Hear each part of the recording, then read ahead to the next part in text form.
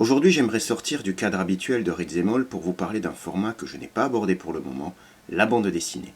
Récemment, j'ai eu un coup de cœur pour une BD qui m'a vraiment fait kiffer et m'a donné envie d'y consacrer un petit numéro. Elle est le premier tome d'une saga encore à venir. Ça s'appelle From Afar, loin, au-delà des flots obscurs. C'est l'œuvre d'un monsieur qui s'appelle Grumpf, et voici ce que nous en dit la quatrième de couverture. Lorsqu'il reçoit l'étrange visite d'un des corbeaux d'Odin, Grumpf, chef de clan viking, découvre qu'il est élu par les dieux pour empêcher l'éveil de Surtur, le géant de feu, dont le retour annonce le Ragnarok.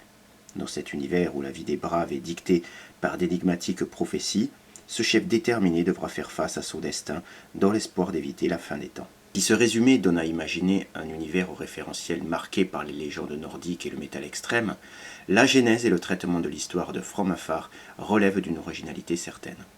Si personnellement j'ai toujours été fasciné par les histoires ayant lieu dans le désert, Abdulazazred et les Djinns, j'embarque volontiers sur un drakkar dès lors que l'occasion se présente. Mais si c'est pour me ressasser les mêmes sempiternels clichés, je préfère m'abstenir. L'image d'Épinal du viking torse nu, viril et conquérant qui pille, massacre et picole comme un trou, bon, c'est une représentation qui perdure et qui a le cuir dur. Mais ici, ce qui m'a plu, c'est l'envie de proposer un petit quelque chose en plus. From Afar propose une genèse qui n'est pas basée uniquement sur des éléments de bataille et d'enjeux de pouvoir. L'idée de filiation est très forte, la volonté de protéger les siens et de transmettre un héritage bien présente. La spiritualité et les dieux nordiques, les chimères et les illusions, la confiance et la trahison, la quête du sens de la vie sont le lien entre toutes les thématiques de l'histoire. Et ça fonctionne très bien. J'ai souvent regretté que les sagas épiques et guerrières ne soient traitées que sous l'angle de la bataille. Une fois que l'origine du conflit est déterminée, tout est centré autour de l'affrontement. On cale une romance bien bateau pour colorer le tout, et puis basta. Ici, la famille symbolise la fragilité de l'existence, la possibilité de pouvoir tout contrôler, même si on est un chef viking, et même si on est le plus puissant des guerriers. La menace surnaturelle des démons peut représenter au sous-texte l'inexorable temps qui passe avec son lot de couperets tranchants qui frappent à n'importe quel moment et sur n'importe qui. La fragilité de l'existence est soulignée sans que le trait ne soit forcé, les protagonistes choisissant de continuer leur chemin coûte que coûte, espérant que les dieux leur accorderont leur clémence grâce aux efforts qu'ils ont accomplis. L'univers graphique de Grumpf, l'auteur et dessinateur de From Afar, m'a tout de suite plu. J'ai été scotché par la beauté des images, ce tracé sombre très expressif explosant en détour d'une effusion de sang écarlate. Le style est dynamique, les décors foisonnent de détails et les référentiels à l'univers du métal sont nombreux. Si Grumpf a commencé à écouter du métal via la collection de classiques de son père, AC/DC, Motorhead, Scorpion, Iron Maiden, c'est surtout la patte black metal qui est présente ici.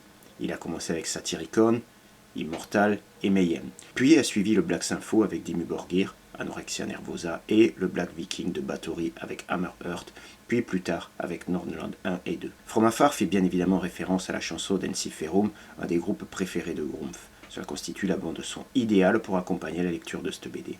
D'ailleurs, tous les chapitres sont des titres de chansons d'Amon Amarth ou d'Ensiferum. Pour le dessin, Grumpf a commencé très jeune. À l'âge où certains dessinaient de gros bonhommes, il traçait des lignes pour construire ses histoires. Il a continué en reproduisant des pages entières de ses artistes préférés, a poursuivi avec l'univers Marvel et enfin les mangas, d'abord par le prisme de la télévision, puis ensuite par le papier. Concernant la genèse à proprement parler, voici comment l'histoire a commencé à travers les mots de Grumpf.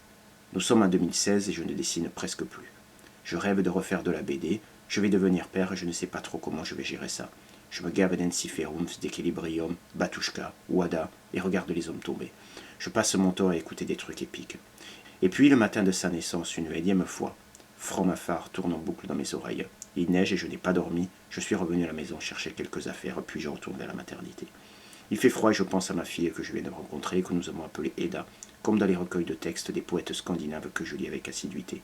Et là, en quelques minutes, l'inspiration est revenue. Afin de conserver une liberté totale sur la création et après un contact difficile avec le monde de l'édition, Grumpf a choisi l'auto-édition. Logiquement, le deuxième tome de From Afar devrait sortir d'ici fin 2021. Je vous ai mis les liens en description pour aller découvrir cet artiste. J'en profite aussi pour vous parler de Tranche de vide, qui est assez éloigné de l'univers de From Afar. Ici, tout est dédié à l'humour noir, absurde, de l'univers des geeks, même si le métal n'est jamais loin.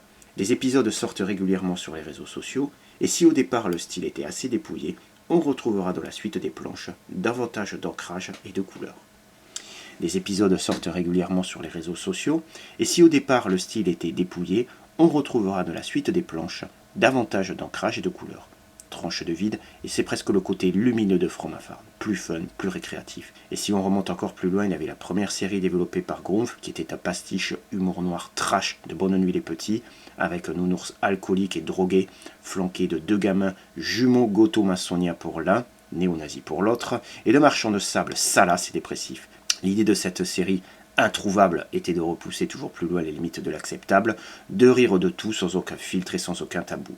Plusieurs amateurs et amatrices de Grumpf réclament d'ailleurs à corps et à cri le retour de cet ours. Voilà donc pour cette petite présentation rapide et une mise en lumière de ce dessineux passionné et passionnant. Checkez son univers, je vous ai mis tous les liens dans la description. J'ai fait ce petit format parce que je ne voulais pas noyer la BD dans un épisode de Ritzemol plus traditionnel, mais quoi qu'il en soit, pas le temps de niaiser, et on se retrouve très vite pour de nouvelles aventures.